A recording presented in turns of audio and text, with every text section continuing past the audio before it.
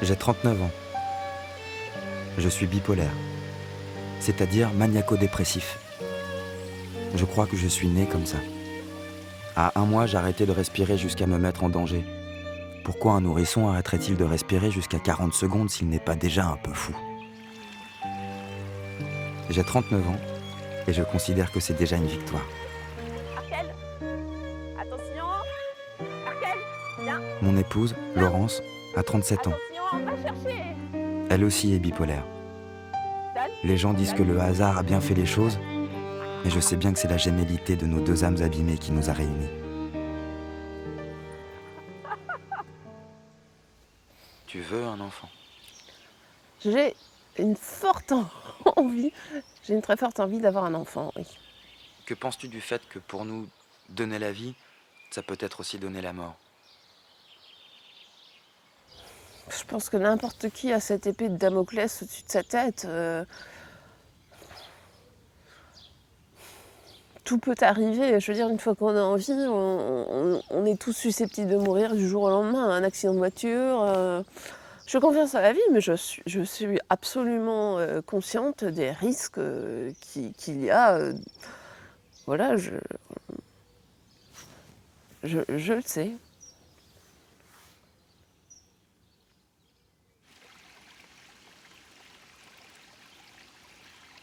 Bipolarité, maniaco-dépression, psychose maniaco-dépressive, 1% de la population générale.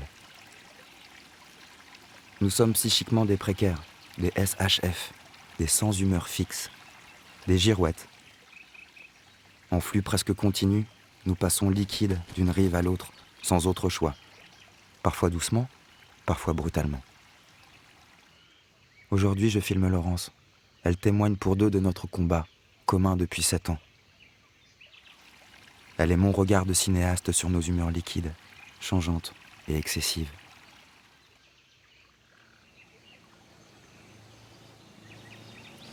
Il y a un très fort laisser-aller. Un laisser-aller où on voudrait se laisser aller jusqu'à la fin, quoi. Enfin, vraiment quelque chose d'un peu suicidaire. Un vide, le vide est très important. Chez moi, il est plus ou moins toujours là, sauf quand ça va bien. Et quand il est là, il peut occuper toute la place. Et quand je suis en dépression, il occupe toute la place. À un moment, ça déconnecte. Ça donne l'impression de perdre pied tout d'un coup. Il n'est plus seul. C'est un peu la chute libre.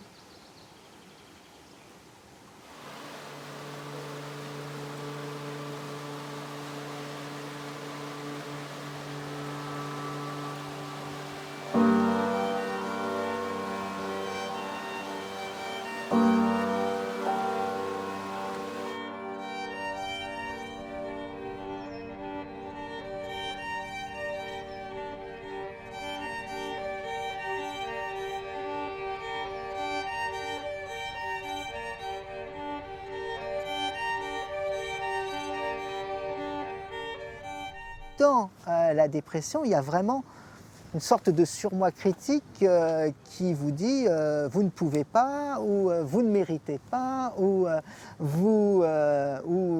c'est impossible à réaliser, car de toute façon, ce qui m'attend si je fais ça va être encore pire pour moi. Hein. Vraiment, la personne a l'impression d'être dans un tunnel dont elle ne voit pas la lumière, et au lieu de se dire, comme elle connaît un petit peu la lumière derrière elle, elle se dit, mais si je continue à avancer, de toute façon je m'enfonce encore plus. Donc la dépression, ce n'est pas forcément un manque de volonté, c'est une impossibilité d'utiliser la volonté à se mettre en accord avec ce que notre psychisme nous demande ou nous accorde de faire. Dans la dépression endogène du futur bipolaire, les aspects suicidaires, les idées suicidaires peut-être ont tendance à venir plus vite, plus précocement, par rapport à des dépressions qui seraient réactionnelles ou qui correspondraient à des épuisements névrotiques.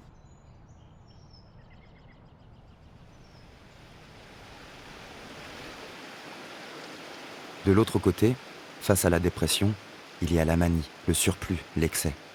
Jean Cocteau parlait d'un cheval emballé, Fernando Pessoa de crise d'abondance. La manie est fulgurance, inventivité, souvent euphorie. Sous son contrôle, tout devient possible, évident. Elle conduit aussi au délire, à la mise en danger du malade et de son entourage. La manie est un état sous cocaïne qui ne s'arrêterait pas avant des semaines et des semaines, jusqu'au retour de la dépression. Dépression est anormal, manie est anormal. Dépression est anormal, manie est anormal. Dépression est anormal, manie est anormal. Ah oui, la manie, c'est vraiment une phase où on se sent des ailes, où on se croit vraiment... on est hyper ambitieux,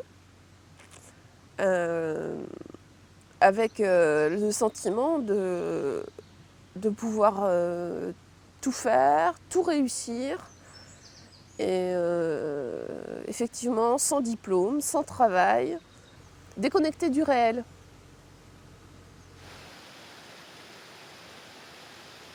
Mais la manie n'est pas toujours euphorie.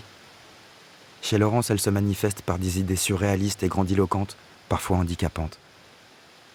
Elle est chez moi membre hystérique, cerveau en ébullition, jusqu'à épuisement. Mais peu importe. Son existence veut que nous ne sortions jamais de chez nous sans neuroleptiques. On les met dans nos sacs, comme on y mettrait un parapluie ou un appaire roulé, en cas de tempête du ciel ou de nos crânes.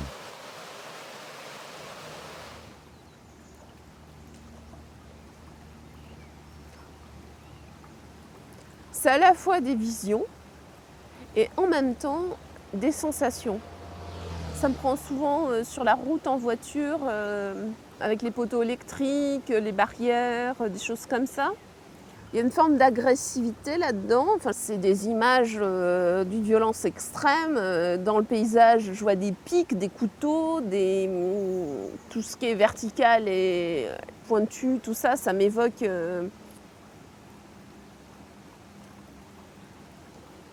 Oui, je pense que c'est une violence enfouie, quelque chose d'enfoui qui ressurgit, un petit peu comme dans les rêves peut-être. Sauf que dans mes rêves, j'ai jamais rêvé de tout ça. Ça s'est jamais traduit sous forme de cauchemar, on va dire. Non, là, c'est vraiment dans le réel, quoi. C'est peut-être à cet instant-là précis que je me dis, je suis peut-être folle.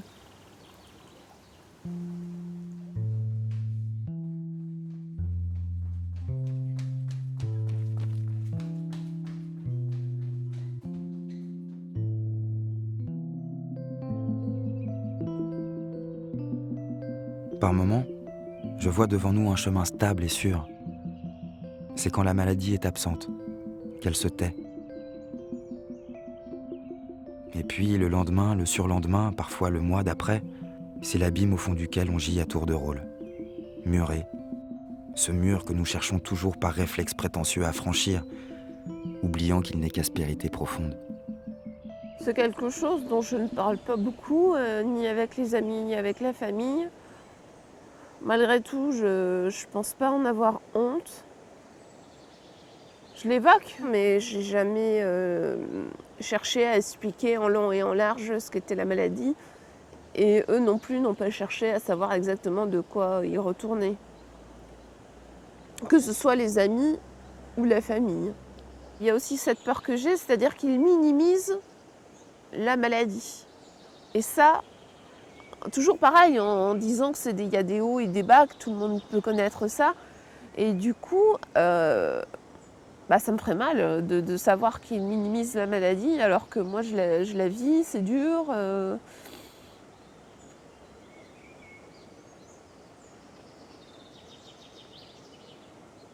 Ouais, je crois que je préfère pas en parler.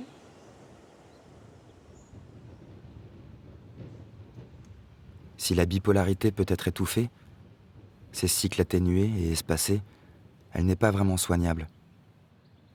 Elle guette et guettera toujours la faiblesse chez le malade. Elle n'est pas cyclothymie, encore moins caractère lunatique. Elle est folie et danger.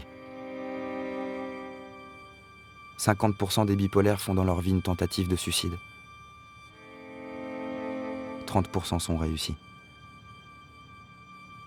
Un bipolaire a une espérance de vie de 20 ans moindre à celle d'un sujet lambda. Il est rare que la bipolarité se manifeste seule ou ne soit annoncée par un autre mal. On parle alors de maladie comorbide. La maladie prit ses marques aux 17 ans de Laurence, sous la forme d'une importante anorexie. Au début, c'était vraiment, je pense, une histoire de rondeur. Que j'avais sans doute même pas, mais pour moi, j'en avais. Il fallait que je les supprime. Donc j'ai commencé à moins manger. C'est comme un défi qu'on se lance, et c'est toujours de moins en moins. Et quand on arrive à faire de moins en moins, tous les jours, c'est une victoire. Il y a un côté maniaque dans le sens où on comble le vide, c'est-à-dire que toute la journée, la pensée est occupée par le fait de manger. On pense qu'on a peut-être des rondeurs qu'il faut encore supprimer, parce que même 10 kilos de perdu, on se trouve toujours trop grosse. On se dit, est-ce que je vais être assez forte pour manger qu'un yaourt ce soir, alors que j'ai super faim? Et après, on se regarde dans la glace et on se dit, c'est pas encore assez. Au bout d'un an, c'était pendant les vacances scolaires, je devais être à une quarantaine de kilos. Mon père a fini par dire, il faut que tu consultes un médecin. Je crois qu'à partir du moment où j'ai eu des médecins autour de moi, je me suis regardée autrement dans le miroir. J'ai pris une claque. C'est-à-dire, je me suis dit, incroyable mais vrai, tu ressembles à un squelette. Et ça, je n'avais pas vu. Mais ça a été très très compliqué. C'est-à-dire que j'ai repris mon poids normal en 2 ans.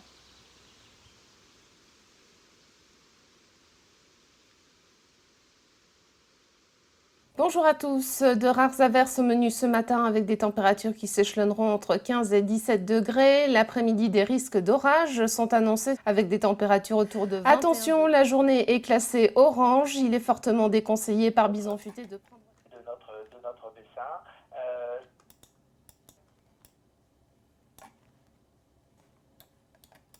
J'ai du mal à garder le poste où je me trouve.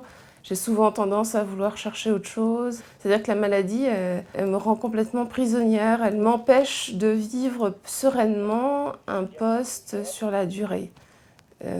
C'est-à-dire que parfois, elle va me laisser tranquille. Donc, je vais apprécier le travail où je me trouve.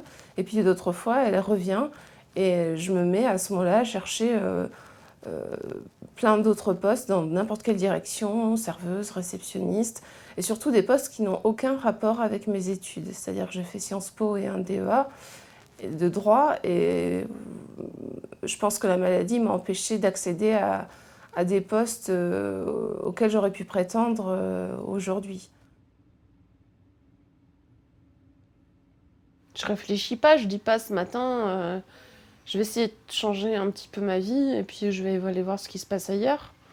Mais c'est pas du tout ça. Ça part dans toutes les directions et je me sens capable de tout faire, voilà, sans en avoir forcément l'expérience. Et donc, il y a le mécanisme du petit vélo qui se met en route aussi. C'est-à-dire que je vais penser qu'à ça pendant toute la journée. Et quand même, au bout du compte, c'est pas que consulter, c'est que je vais envoyer des CV, je vais répondre aux offres d'emploi. Et pour moi, c'est vraiment quelque chose de très jouissif. Parce que quelque part, je m'imagine des rôles. J'ai besoin de courir. C'est c'est une drogue, quoi. Le moment agréable, c'est le moment de la recherche. Le moment où je vais faire la démarche d'aller répondre à une offre. C'est vrai qu'à chaque fois, j'ai l'impression que c'est le métier du siècle, que waouh, j'ai trouvé ce qui me correspondait bien, que j'avais rencontré plein de gens, que c'était super sympa et que... Puis c'est vrai qu'au bout d'un ou deux jours, je me rends compte que c'est pas du tout ma place, que c'est fatigant, que c'est pas du tout le métier que je pouvais imaginer et que donc je démissionne. C'est vraiment de la manie.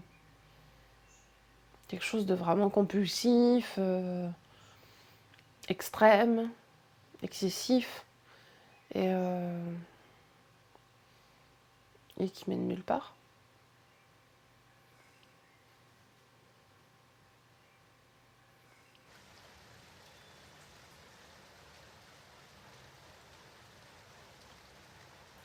Et puis parfois, manie et dépression se mêlent, s'associent, se potentialisent pour se délier ensuite. C'est la manie mixte. Sournoise. Celle-ci semble s'amuser de nous, compliquant toute réponse médicamenteuse. Le galop est alors souffrance morale. L'état mixte, c'est à la fois une excitation, on retrouve le besoin de sommeil diminué, on retrouve le débit de parole, on retrouve la sensation que le patient a que son entourage n'avance pas assez vite, mais le tout dans une dimension de souffrance morale, de tristesse, voire même d'interprétation un peu persécutive. C'est là où j'utilise peut-être de manière illicite, mais le mot d'hostilité, hostilité de l'ambiance, hostilité de l'entourage, hostilité du voisinage, anormalement mise en avant par le patient, alors que quelques semaines plus tôt, tout allait bien dans le couple ou avec les voisins ou avec les beaux-parents et tout. L'état mixte est vraiment, ça j'insiste là-dessus, est vraiment un état de souffrance du patient que je mettrais d'un point de vue de la gravité presque au même niveau que la mélancolie délirante dont je vous parlais. À la limite, dans la mélancolie délirante, le patient est tellement mal qu'il est généralement entouré, encadré, hospitalisé, on voit qu'il ne va pas bien et tout. L'état mixte, il peut encore pendant quelques heures ou quelques jours donner le change, ou être en agressivité avec seulement certains membres de l'entourage et pas d'autres. Mais dans l'état mixte, il peut y avoir une immédiateté, une brutalité, une soudaineté du passage à l'acte sur soi, car quand même la souffrance est forte. Un état mixte, c'est quand même quelque chose qui se surveille et doit s'améliorer en quelques jours, sinon ça peut mériter une hospitalisation, ne serait-ce que pour protéger le patient, encore une fois, d'actes médico-légaux ou de disputes graves dans son entourage. Laurence et moi sommes bipolaires mixtes. Dans mon cas, c'était cigarette rouge sur la peau et coup de ciseau au ventre, avec le sentiment fort que la douleur venait de moi, de mon cerveau malade, m'auto-empoisonnait en somme. Chez Laurence, la violence de la crise était dirigée vers l'entourage, se matérialisant dans ce que le docteur Lévy nomme les manies hostiles. Alors les manies hostiles, j'en ai connu il y a, on va dire 6-7 ans à peu près, qui se traduisaient par des crises de jalousie très importantes, qui étaient déclenchées par des mini-faits. Ça pouvait être un regard dans la rue, qui se traduisait en fait par une grande dévalorisation de moi. Je considérais que les autres femmes étaient bien mieux, bien supérieures, bien plus belles, bien plus tout. Et du coup, ça se retournait contre toi. Je me braquais, je voulais plus te parler, je te mettais dans le camp opposé à moi. Le fait de croiser une femme dans la rue, ça y est, c'était parti. C'était inventé. Totalement inventé. Chaque femme était un danger quelque part. Et ça prenait des proportions gigantesques. Jusqu'à ma sœur. Jusqu'à ta sœur, ouais. Exactement. Et c'est vrai qu'il y avait une force, une violence là-dedans. Encore une fois, j'étais pas libre, quoi. Il y avait vraiment quelque chose qui s'empare de moi et qui est plus fort que tout. Et je te voyais plus, quoi. J'étais dans ces cas-là, je te vois plus. tel que tu es, avec la confiance que je peux t'accorder, l'amour, tout ça. Je vois plus rien, je suis aveugle. Je suis dans mon délire, parce que c'est du délire.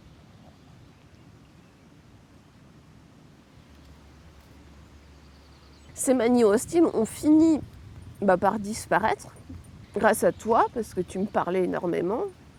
Tu étais très aimant, très rassurant, très à l'écoute. Avec ton amour, avec l'aide de ma psychothérapeute, peut-être l'aide des médicaments aussi, mais là-dessus, j'en suis un peu moins convaincue. J'ai réussi à me sortir de là et c'était vrai que c'était une période douloureuse, assez dépressive finalement, je crois. On se comprenait parce qu'on était aussi fous l'un que l'autre. Oui, je pense que ça a été très important. Mais si on considère que je m'en suis sortie, c'est plutôt par ton amour que par le fait que tu sois également bipolaire. Tu n'avais pas besoin de m'expliquer. Non.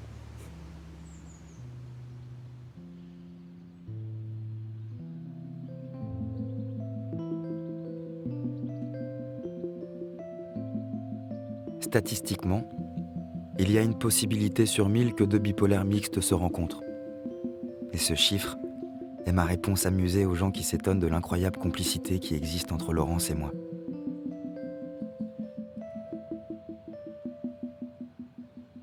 Comment ça se passait avant ? Ça se passait pas. C'est-à-dire que les quelques histoires que j'ai eues n'ont jamais duré.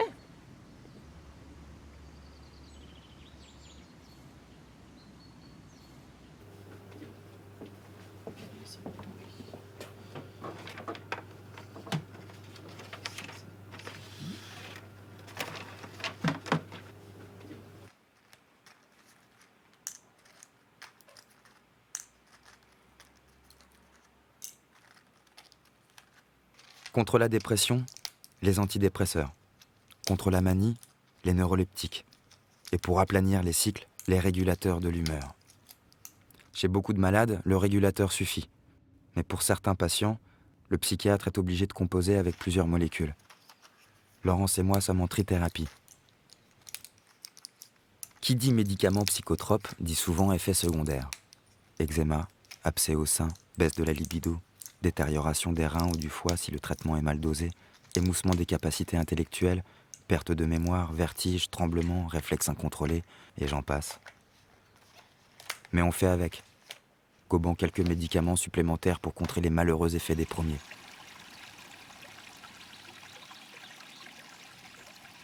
Et puis il y a la prise de poids. J'ai grossi de 40 kilos en 10 ans, Laurence de 15 depuis son diagnostic. Pourtant il n'y a pas pour nous d'hésitation possible dans l'observance scrupuleuse et assidue de notre ordonnance. Combattre, parce que nous avons encore de jolies choses à vivre ensemble.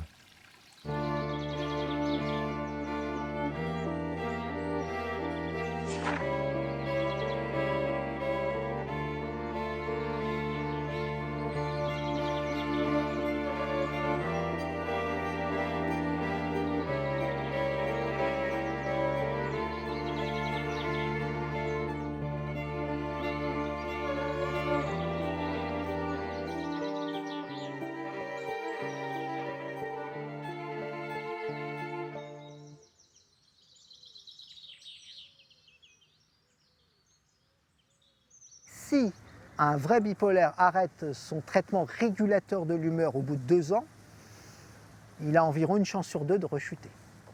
Quand j'ai un patient qui est bipolaire, mais ses épisodes ont été doux, on a réussi assez facilement à les canaliser sans passer par l'hôpital. Tout se passe bien au niveau des régulateurs de l'humeur. Le patient a un équilibre ou un nouvel épanouissement dans sa vie sociale et affective. Je tiens pas mal de compte de ça quand même, de d'où en est le patient dans sa vie affective et dans sa vie professionnelle. Alors là, effectivement, ça m'est arrivé. Je propose d'arrêter le traitement au bout de 5 ans. Notre stabilité actuelle nous dissuade de toute tentative d'arrêt. Je préfère 1000 fois mes 80 kilos au risque de replonger, comme l'écrivait Artaud, dans mes bas-fonds psychiques.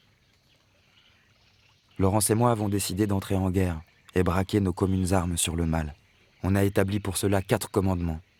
Nous espérons prétentieux la victoire, à défaut, Un long, très long cessez-le-feu. Unir nos forces.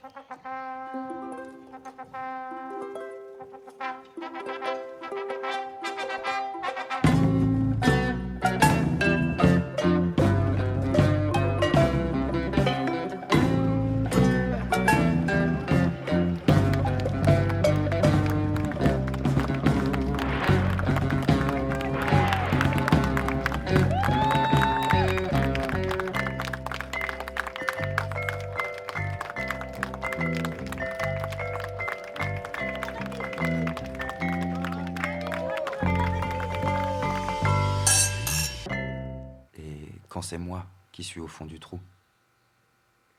C'est des moments vraiment très très difficiles.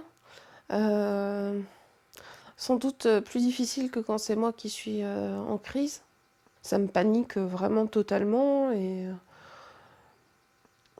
je me dis, il faut veiller sur lui, mais est-ce que tu vas être assez à la hauteur? Est-ce que tu vas y arriver? Est-ce qu'il va revenir de sa crise? C'est épouvantable parce que ça peut virer. Je trouve, quand c'est comme ça, on ne sait pas jusqu'où ça va descendre, et si on descend jusqu'au bout, c'est le suicide, quoi. Donc, c'est. Puis te voir mal, ça me rend folle. Et qu'est-ce qui nous sort du gouffre dans ces moments-là? L'instinct de survie, l'envie de continuer, c'est... on se voit l'un l'autre, on sait qu'on est là pour tous les deux, donc qu'on a peut-être encore des choses à vivre ensemble. Donc c'est sûrement notre amour qui fait qu'on s'en sort.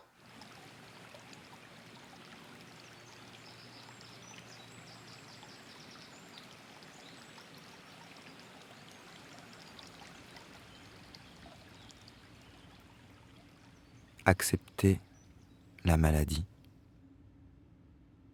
On ne peut pas exclure le sujet de son histoire. Chacun a une responsabilité dans sa vie, dans son histoire, dans sa façon de prendre en charge son traitement. Alors, je sais qu'il y a une tentation grande pour certains à dire que c'est la maladie qui est la cause unique de leur souffrance. Et voilà.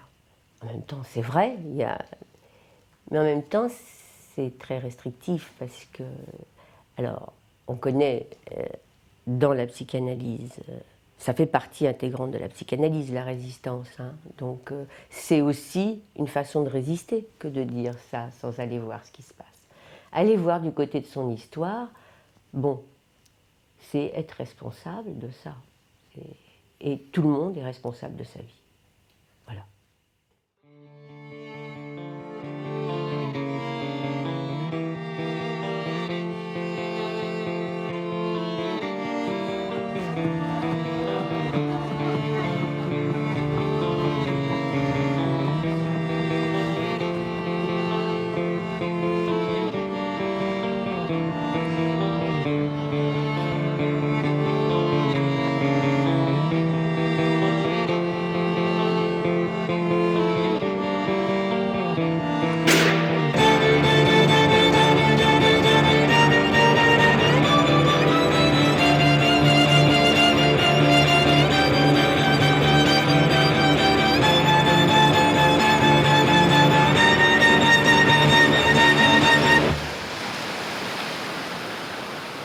Pendant mon adolescence, j'avais des parents qui n'allaient pas du tout, avec un profond mal-être. Ma mère parlait très peu, elle pleurait souvent, et puis mon père faisait très régulièrement des crises. Quoi. Donc oui, on peut se poser la question de savoir s'il n'y a pas quelque chose avec eux de l'ordre du mal-être ou de la pathologie, carrément.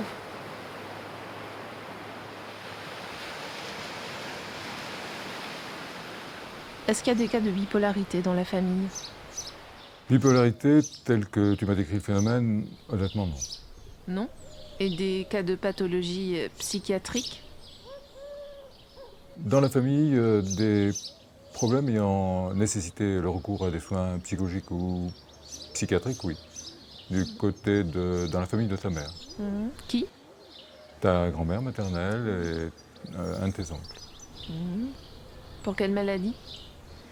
Je pense qu'il s'agissait de désordre psychiatrique, pas psychiatrique, de désordre schizophrénique, Pour mon oncle. pour ton oncle.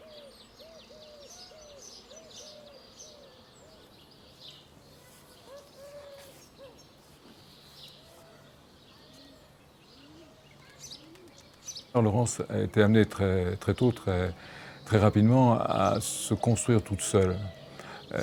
Et à l'adolescence, qui est un moment où naturellement on a envie de se rebeller contre ce qui nous a formés, de manière à atteindre un stade d'autonomie, elle avait déjà acquis des moments d'autonomie très forts. Et là, les crispations sont devenues plus fortes.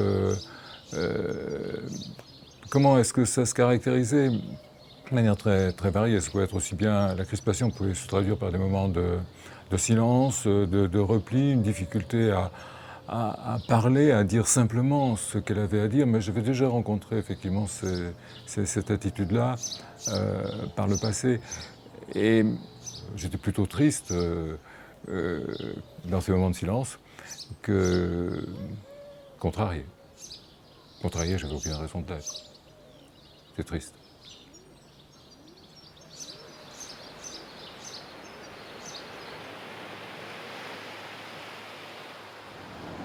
J'ai une famille qui est forcément un peu inquiète, mais qui ne s'est jamais vraiment intéressée à ce qu'était vraiment la bipolarité. Il y a une forme de tabou autour de ça. Je pense qu'il n'existerait pas si, par exemple, on était handicapé en fauteuil. On est du côté des maladies mentales, alors là...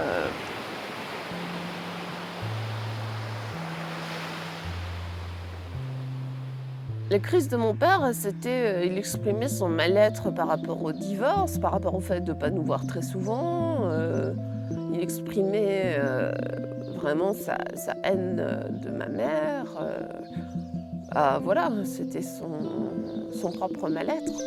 Mes deux jeunes sœurs sont psychologiquement fragiles. L'une est suivie par un psychiatre et un psychothérapeute.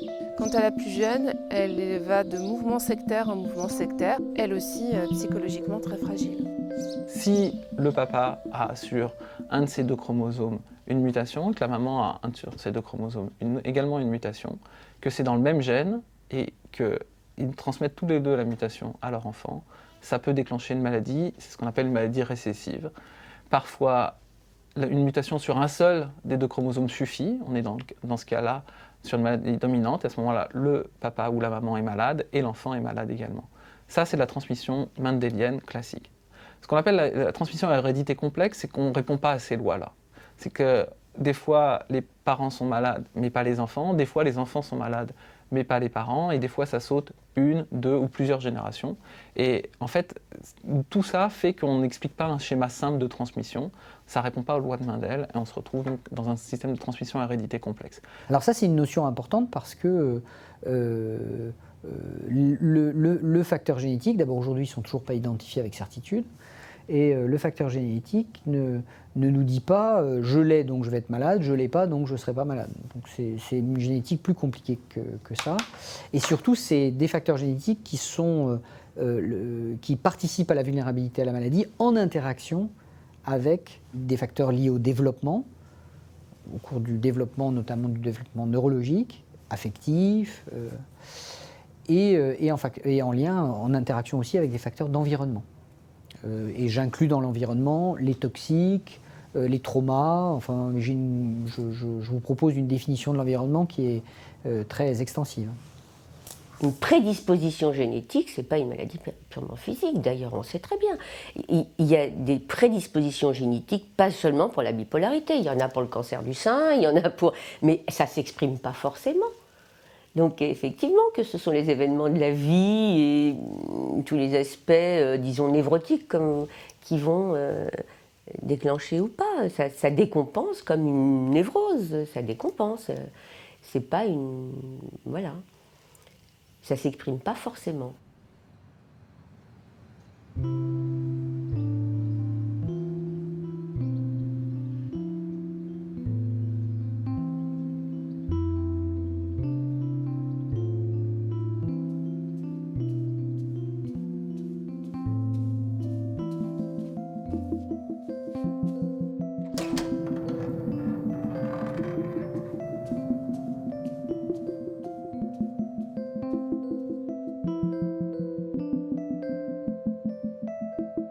contourner l'ennemi. Certains arrivent avec des convictions très anxieuses. Voilà, moi je suis bipolaire, donc je sais que j'aurai jamais d'enfant. Voilà. Ah bon Ben oui, je sais que dans ma descendance, le risque est multiplié par 10, par exemple. Ce qu'on explique aux familles, c'est que le risque est multiplié par 8 ou 10, ça veut dire qu'il faut qu'ils fassent 10 enfants pour en avoir un malade. Du coup, ça corrige un petit peu les appréhensions, l'anxiété qui est générée par cette idée d'un déterminisme génétique. Ça module un petit peu les choses. Et ce qu'on essaye de délivrer comme information, c'est quelque chose qui permette au couple d'avoir une vision plus balancée. Ce que j'ai l'habitude de dire dans cette consultation-là, c'est que faire des bébés, c'est pas un problème de docteur. C'est un problème de couple, c'est un choix de vie, c'est un projet familial, et nous, on n'a pas à se mêler de cette affaire-là. En disant, vous pouvez avoir des enfants, vous ne pouvez pas avoir des enfants. On n'est pas du tout dans le cas d'une maladie avec un handicap très sévère, avec peut-être une mortalité précoce, où là, il y a un conseil génétique qui peut s'exercer.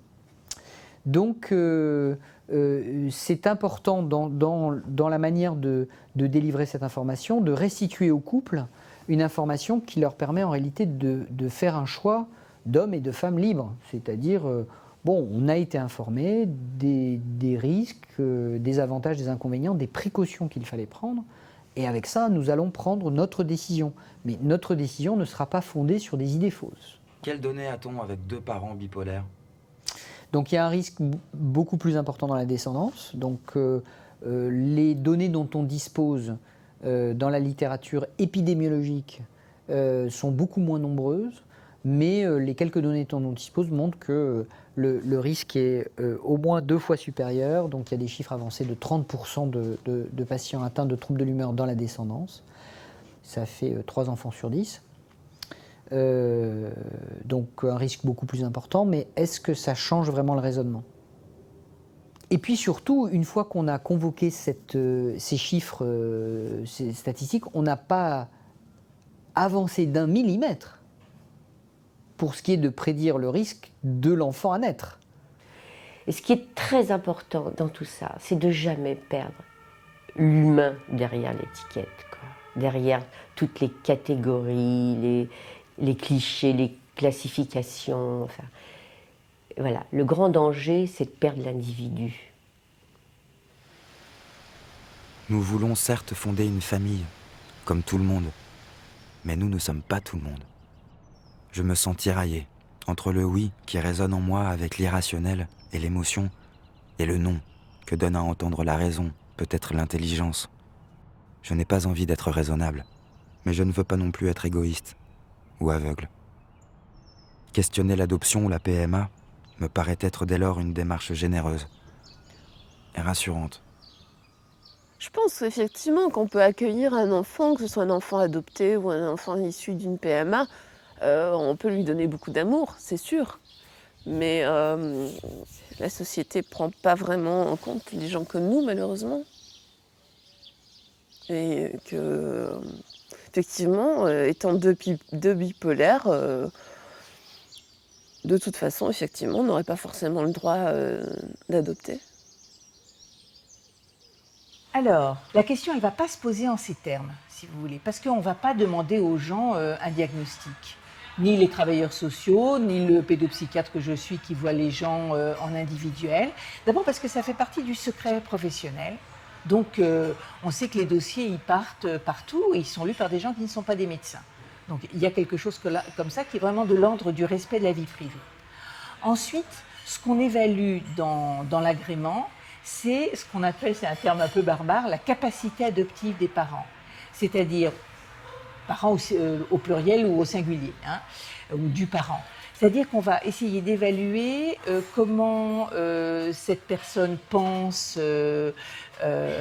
au fait d'être parent, comment ça s'inscrit dans son histoire, comment ça s'inscrit dans sa vie actuelle, comment ça s'inscrit dans sa famille, comment elle s'imagine être parent, c'est-à-dire qu'est-ce qu'elle sait au fond des enfants, qu'est-ce qu'ils savent des enfants, qu'est-ce qu'ils savent des enfants qui ont été abandonnés et puis ayant subi souvent, enfin la plupart du temps, des traumatismes de tous ordres que je ne détaillerai pas ici. Donc c'est vraiment ça qu'on va évaluer et c'est à partir de ça qu'on va se dire bon, ça va ou ça va pas, on est d'accord ou on n'est pas d'accord. Moi j'ai vu arriver des gens, enfin j'ai su qu'il y avait des gens qui étaient en fauteuil roulant ou aveugles ou sourds, enfin qui demandaient à adopter des enfants. Je veux dire, c'est ouvert. Bon, après, c'est voilà, comment ils vont se débrouiller avec un enfant vu les circonstances. Donc, pour la pathologie mentale, c'est du même ordre. C'est-à-dire, on essaye d'évaluer ça ensemble. Est-ce que c'est totalement nié? Est-ce que c'est minimisé? Est-ce que, voilà. Et on essaye de voir. Et si on pense que cette pathologie-là a une incidence trop importante, je dirais, dans l'être au monde des parents, ou dans la façon dont ils peuvent concevoir l'adoption d'un enfant, ce que ça représente pour eux, on va l'écrire. Mais on va l'écrire de façon modulée, parce que c'est une question de déontologie. Pour ce qui est d'avoir recours à des dons d'ovocytes ou des dons de sperme pour mettre en route une grossesse en réduisant le risque dans la descendance en ne prenant pas les gamètes du parent malade, là aussi je trouve la proposition intéressante, mais à ma connaissance, je ne pense pas que le surrisque dans la descendance le justifie, en sachant que on connaît le risque du parent biologique. Enfin, il y a aussi des risques dans les gamètes du donneur. Ils ne sont pas sélectionnés pour être indemnes de quoi que ce soit. De cancer, d'Alzheimer, de maladies génétiques X ou Y, de troubles bipolaires. Enfin, on ne sait pas qui donne. Il n'y a aucun contrôle là-dessus. Donc, c'est une loterie dans un cas, mais c'est une loterie dans l'autre cas aussi. En tout cas, voilà comment je raisonnerais. Et l'acte d'amour suprême, à mon avis, c'est de donner naissance ensemble à notre enfant. Plus il y a d'amour, plus la maladie s'éloignera tout doucement. C'est vraiment une réponse qu'on lui donne et on lui dit voilà, nous on est là, on est forts tous les deux et on s'aime de plus en plus fort et toi tu vas disparaître. On n'est pas que la maladie.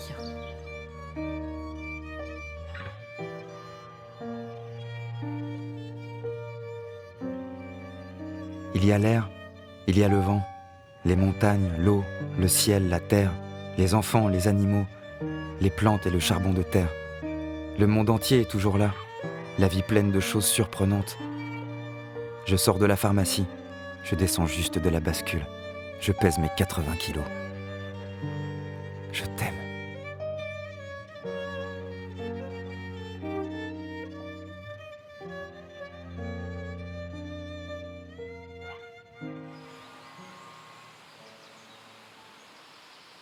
Ne pas nourrir le mal. Crise après crise, on apprend à regarder la maladie, la disséquer, la comprendre, étudier l'ennemi pour mieux l'étouffer. Quand la crise de bipolarité mixte pointe son nez, il s'agit de faire les bons gestes. Neuroleptique à haute dose, dormir, beaucoup dormir, pas d'alcool, pas de café, pas trop d'activité intellectuelle. Lâcher prise. Et attendre. Et si l'épisode est pris tôt, on en sort gagnant une fois sur deux. La psychothérapie m'a aidée à identifier certaines situations qui peuvent être des faits déclencheurs de manie, de dépression. Et du coup, en les identifiant, en travaillant évidemment dessus pendant longtemps, après, dans un deuxième temps, ça m'a permis de mieux les gérer, et de les anticiper. Et donc d'éviter un basculement en dépression ou en manie. Avec l'aide des médicaments évidemment, mais Voilà le rôle de la psychothérapie à côté. Les médicaments dans la bipolarité sont une aide précieuse parfois au travail analytique parce qu'on n'a pas accès à suffisamment d'espace psychique s'il y a un envahissement par les crises. Et puisqu'on dit qu'effectivement la bipolarité c'est quelque chose qui est entre le physique et le psychique, entre le médical et le psychologique, alors on a intérêt à travailler ensemble, le médical et le psychologique. Donc travailler sur ses angoisses, son histoire. D'ailleurs, j'ai souvent constaté que l'hypersensibilité du bipolaire diminue quand cèdent les symptômes névrotiques.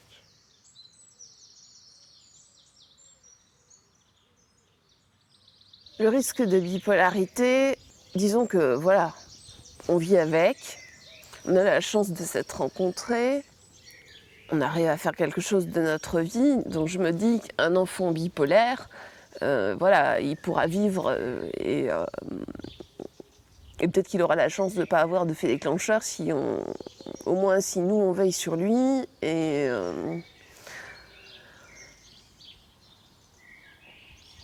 j'ai envie de dire, voilà, ce risque-là de bipolarité me fait pas vraiment peur. Chrysler Rose.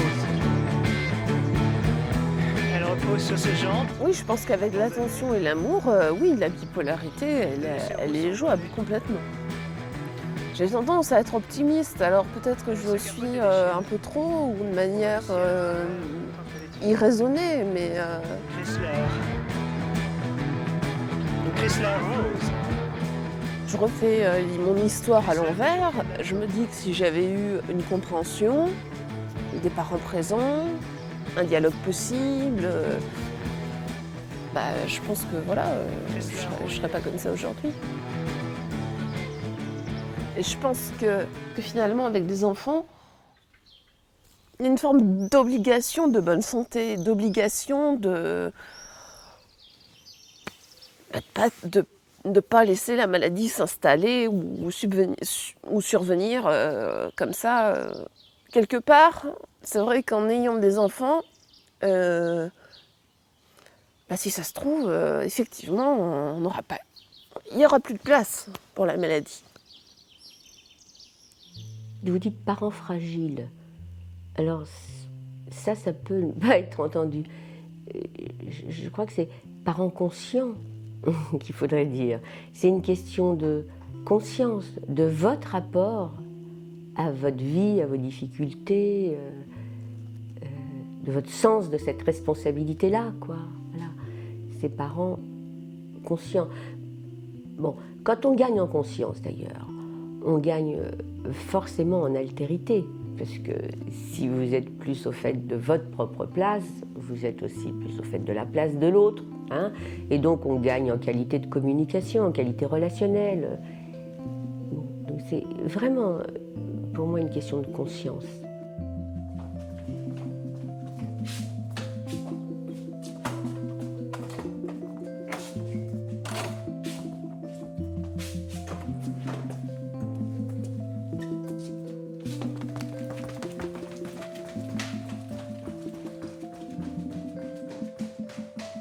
Psychanalytiquement, être parent, c'est pas possible, déjà. Bon, déjà, ça va vous détendre, ça détend la question, mais bon, on va dire, qu'est-ce que c'est d'être parent? C'est être capable d'accompagner son enfant, et de le voir comme une personne, pas comme le prolongement de soi-même. Et aussi être capable d'accepter qu'il souffre, parce que c'est pas possible autrement. Voilà. Donc si vous voulez éviter toute souffrance à votre enfant, bon, c'est qu'est-ce que vous ne supportez pas. Voilà. Et puis maintenant c'est difficile pour tout le monde parce que tout le monde. Et je vais vous rappeler cette phrase bien connue de Freud qui détestait qu'on lui demande un conseil pédagogique ou éducatif et qui répondait toujours de façon faites comme vous voulez, ce sera mal. Bon, voilà, ça dit tout. Donc c'est impossible d'être vraiment parent. Mais... Ou alors c'est tout ça, être parent, on va dire. Penses-tu que bipolaire, nous serions de moins bons parents? Pas du tout. Pas du tout. Je pense qu'on a notre expérience, riche de notre expérience et du fait qu'on se soigne, qu'on aille de mieux en mieux. Je pense qu'on peut être de bons parents. Et puis on a une connaissance de la vie, de ses failles importantes. Donc je pense qu'on a pas mal de choses à transmettre. Et peut-être qu'il serait bon pour nous de reprendre une psychothérapie au moins au début. Après, peut-être qu'on apprendra à gérer ça, mais il ne faut absolument pas, et ça, il va falloir qu'on travaille beaucoup là-dessus, il ne faut pas qu'on nourrisse une peur maladive ou qu'on les protège de manière excessive. Là, on se tromperait, ça peut avoir des conséquences importantes. Je pense que voilà, notre mission à nous, notre challenge à nous, c'est ça. En termes de trajectoire pour un gamin, d'avoir été le résultat d'une union avec ce désir d'enfant, c'est aussi extrêmement porteur. Et l'arrivée d'un enfant, c'est pas qu'un facteur fragilisant pour les couples, c'est aussi un facteur de consolidation. Et ça, on l'oublie beaucoup avec ce sens commun occidental où finalement la priorité est plus donnée à une norme qu'à voilà, le libre arbitre, les projets individuels. Et ça, c'est supérieur. Et d'ailleurs, la richesse de l'espèce humaine est issue de cela. Tu voudrais dire quelque chose à cet enfant? Je dirais, tu sais, la vie en vaut le coup, elle est très belle. Elle est très très belle. Alors on le fait. Alors on le fait.